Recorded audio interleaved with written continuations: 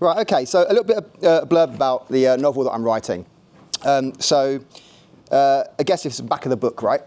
Being death isn't easy, especially when you're Jake, the most hopeless Grim Reaper in the celestial workforce. Between pining after Clara, who's an angel way out of his league, and constantly getting his robe caught in doorways, he's now made the biggest blunder yet. He's collected the wrong soul. So welcome to Heaven, the divine waiting room where heaven meets hell, with a furious Grim Greg breathing down his neck, and Rocco, their aardvark-headed boss, demanding answers. Jake's got to fix this fast. There's just one problem, well, several actually.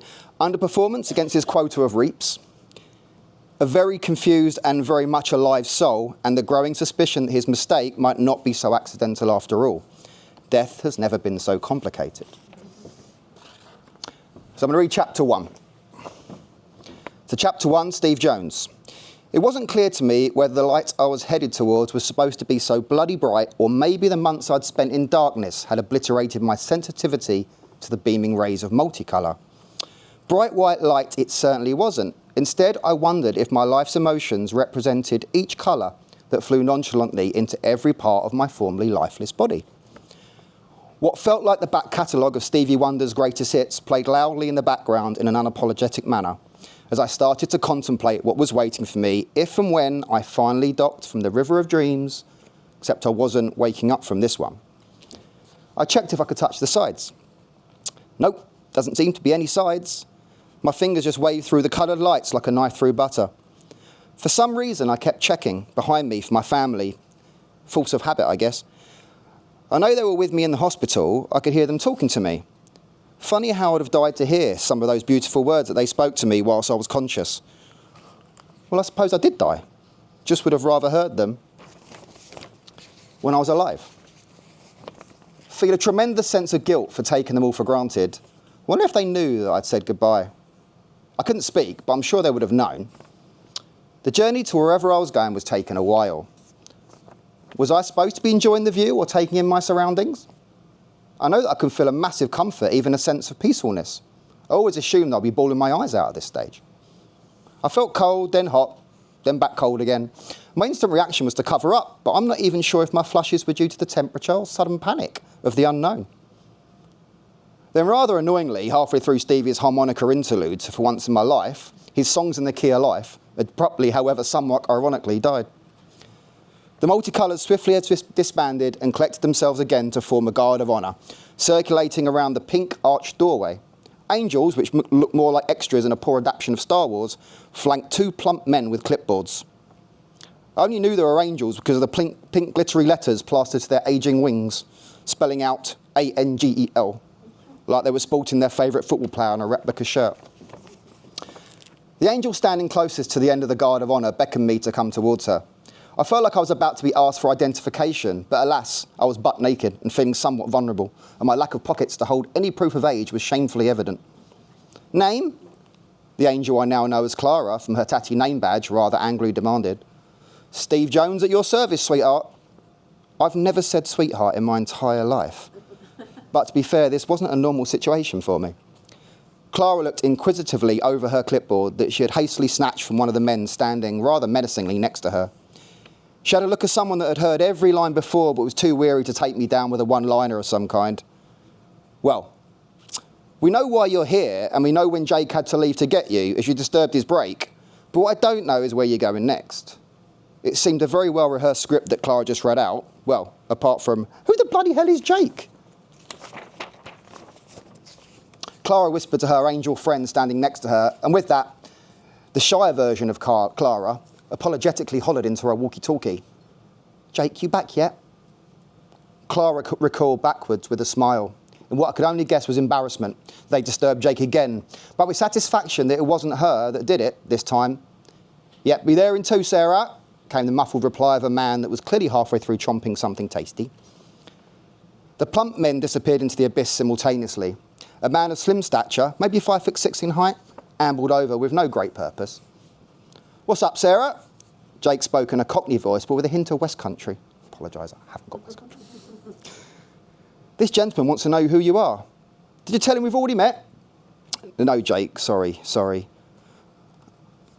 "Oh, hello, I'm just here, you can speak to me," I retorted, rather put off they weren't even looking at me. I was starting to get a bit miffed with the goings on now, and by the look of the plastic toy shop looking side Jake held on to with the air of a man that thought he was holding Excalibur, already knew who Jake was. "It's simple, Squire, you've expired. So if your next question is, did I take your soul? Then the answer's no, everyone asks that. It's all a load of baloney. I don't take souls, I just have to give them a little nudge into their life reel." Life reel? "Yeah, that blooming great colourful musical tube just entered in from. Can't get in there without a little old push from me." "So you go down below every time someone's about to die?" "Yeah, sometimes I have some unexpected jobs when I'm down there. Paperwork's a killer when you've got no appointment booked in." Oops, sorry, wrong choice of words. "Still, you're here now, and if you can do, just ask." With that, Jake just turned around and went back to wherever he came from. Clara watched Jake go. And once out of eyeshot, she looked back at me and without hesitation demanded, "Take a seat through the smoke over there. You'll find some clothes to wrap around you and drink. Food will be served around 7 p.m. and at some point, Rocco's going to come out of 11 and give you the heads up." I had a lot more questions than I'm sure Clara was willing to answer, so I cut my losses, kept quiet and proceeded towards the smoke. It was like a scene from that programme on TV where members of the public mimic their idols and sing, although I wasn't sure what I'd turn into on the other side of the smoke. Walking through was the most underwhelming experience. I probably could have walked around it and ended up in the same place in the same amount of time. I stopped on a yellow marker with perfect symmetry below the open door. The sign above the door in Comic Sans font read, "Once you enter, you cannot return." Moot point really. I'm sure I'd already died, and if books on random fantasies had to be believed, squeezing back down the tunnel had never been referenced. As I walked through the open door, one of the plump men from earlier, now known to me as Billy, due to the large tattered embroidered badge on the lapel of his oversized bomber jacket, shouted over to me, "Glad rags over here, mate." They were hardly glad rags, but I got the sentiment. So I walked over and picked up some loose-fitting trousers and a shirt with my name freshly printed with iron-on transfer and put them on. "Grab a water and take a seat," Billy murmured while looking me up and down. The seating area was decked out with reclining chairs, large wooden tables and a TV. My first thought was that someone had popped into IKEA and grabbed a load of flat packs, but by the look of the 4 individuals reclined and half asleep, no such spontaneity had taken place recently. As customary in these situations, I checked that nobody was using the chair nearest the TV and sat down. In fact, I took being completely ignored as an invitation to take whatever seat I wanted, and that one was better than any, I suppose. The silence was deafening. And it was only at this point I had a sudden realisation that I didn't have a clue where I was, what was happening. All I knew was that some creature named Rocco would address me at some point, and that maybe he had a penchant for Stevie Wonder. "You'll find the remote under your chair, mate," came a voice behind me. "I'm Jamie. I died of a heart attack. Been here a few weeks. Don't eat the paella. Tastes like the hospital meals I was eating before I came here." Pleasure to make acquaintance, Jamie. My name's Steve." "What did you die of, Steve?" I really don't know, Jamie, but thanks for confirming that I've actually died." You're a pobble, Steve." "What's a pobble?" "Pobble's someone that has to wait to find out how they died, as they still haven't decided down there." Jamie leaned back in his chair and motioned to me to do the same. I began to think about my last days down below, and for the life of me, I couldn't remember anything about the time before I got taken by Jake. I distinctly remember saying goodbye to my family, heading to the office, but I don't remember getting there. "You were covered in blood, Steve," Jamie whispered in my ear, starting me into standing. "Proper pool of blood you were in. All yours, though. Loads of paramedics and police cars flying about. Mick and I enjoyed watching that one. Knew it'd only be a matter of time before we met." "You must have seen what happened to me," I demanded, not really paying attention to the other question. I should have asked first how they actually knew. "No, mate, look up." Jamie moved his head in the direction of the TV. "What, you think we watch Sky TV on that box? Nah. We see what you look like before you get nudged by Jake on these TVs. Bloody, very bloody.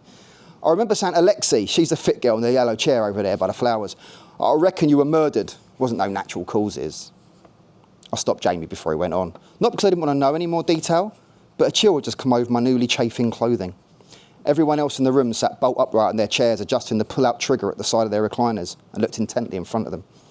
The oxygen in the room seemed to disintegrate, and the black shadow of a beast loomed over me as I sank into my recliner. As I looked upwards, a creature that looked like his human head had been replaced with an aardvark's head opened his snout to speak. I'm Rocco, and you are going to do as I say from this point onwards.